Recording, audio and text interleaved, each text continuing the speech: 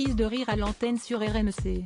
Ce mardi 21 mars, lors de l'émission Apolline Matin, présentée par Apolline de Malherbe et son équipe, l'humoriste de l'émission Arnaud de Manche a réservé une surprise à la présentatrice en consacrant une partie de sa chronique à l'anniversaire de celle qui se révèle parfois sans pitié avec ses invités et qui a fêté ses 42 ans ce mardi. Pour l'occasion, Arnaud de Manche a félicité sa comparse en charge des interviews politiques de la matinale pour ses 36 ans en soulignant qu'elle grandit vite et lui a annoncé son premier cadeau. Cette semaine vous deviez recevoir Stanislas Guérini, on a milité auprès de la direction, on l'a remplacé par Bradley Cooper, a plaisanté l'humoriste.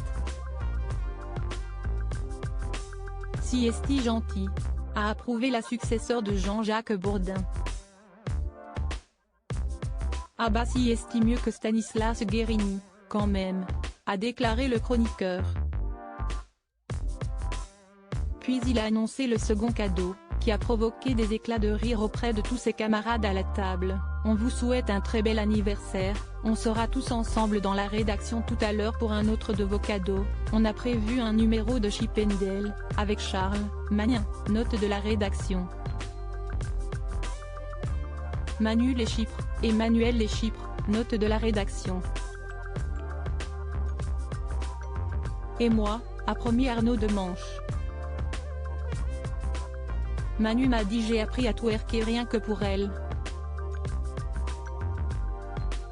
Vous serez assise sur une chaise, on fera une chorégraphie. Pour le plaisir des yeux, Emmanuel m'a dit je suis au point. Là, je sais shaker mon booty, comme personne. Donc préparez-vous à être ébloui, a annoncé le chroniqueur tout sourire, sous les rires d'Apolline de Malherbe qui a dû lutter pour annoncer la suite de l'émission. Un moment amusant autant pour les journalistes que pour les auditeurs. Apolline de Malherbe, cette émission surprenante qu'elle aurait adoré présenter. La journaliste et présentatrice, habituée aux émissions sérieuses et informatives, se permet parfois de sortir un peu de ce cadre lors de moments plus légers comme celui-ci ou bien lors des interviews. En janvier dernier, auprès de nos confrères du magazine Télé 2 Semaines, elle avait par exemple révélé qu'elle aurait adoré présenter l'émission Interville et qu'elle était en admiration devant Léon Citronneux, qu'elle qualifie de son plus grand modèle.